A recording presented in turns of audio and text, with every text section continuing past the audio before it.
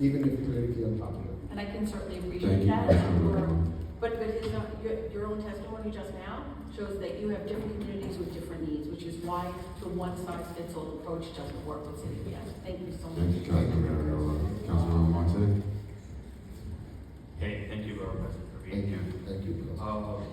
Williamsburg, for the past 10 years, is similar to my district. We have produced a lot of housing. Williamsburg, specifically, I think they increased housing units by 62%, almost 12,000 new units. However, rent has skyrocketed, almost doubled, 93% increase. So it's just not a supply side issue, right? Because rent would be going down in your district, in my district, as we continue to produce so much supply. First, I want you to answer that, and then secondly,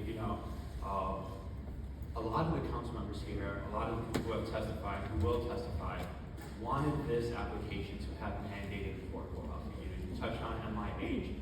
Are you committed to asking city planning, this administration, to take another look at MIH so we can broaden the scope and add also deeper affordability to make it affordable for the New Yorkers who need it most?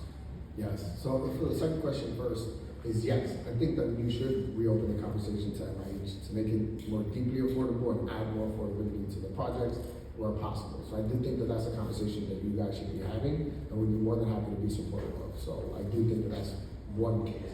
The other thing is that Williamsburg's rezoning in 2005 came alongside the largest downzoning in the history of the city of New York everywhere else. So mostly politically affluent neighborhoods got downzonings, got landmark, got a reduction in height versus places like Williamsburg that had an increase. So all you ended up doing was moving units from one place to another, but there was no overall increase in housing development at a pace that would be meaningful or representative of the growth of the city of New York.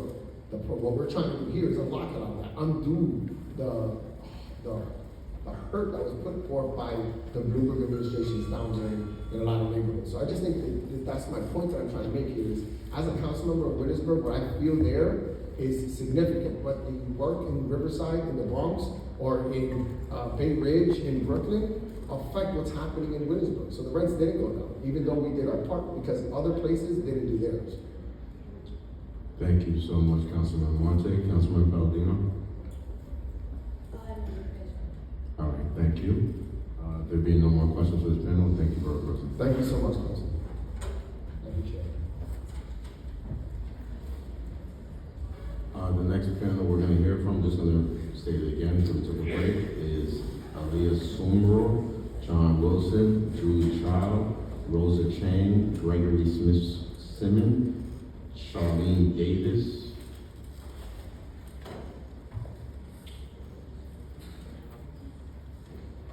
and Mark Greenberg.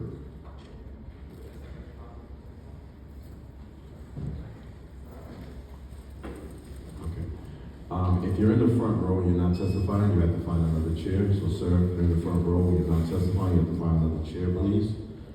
The following group that we're going to hear after this group will consist of Gordon Lee,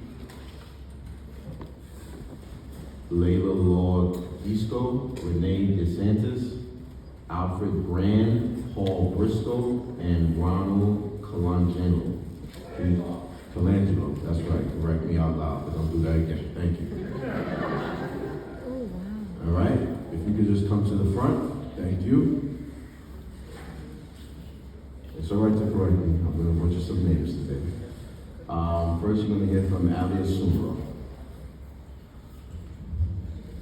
Good morning. My name is Aliyah Sumro, and I'm the Deputy Director for New York City Policy at the New York League of Conservation Voters.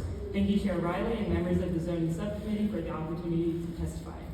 NYLCB strongly supports the passage of City of Yes for housing opportunity. Our city faces two pressing challenges, the climate crisis and the housing crisis. While the state boasts some of the nation's most ambitious climate laws, the city's zoning regulations often act as a barrier to reducing our greenhouse gas emissions and addressing the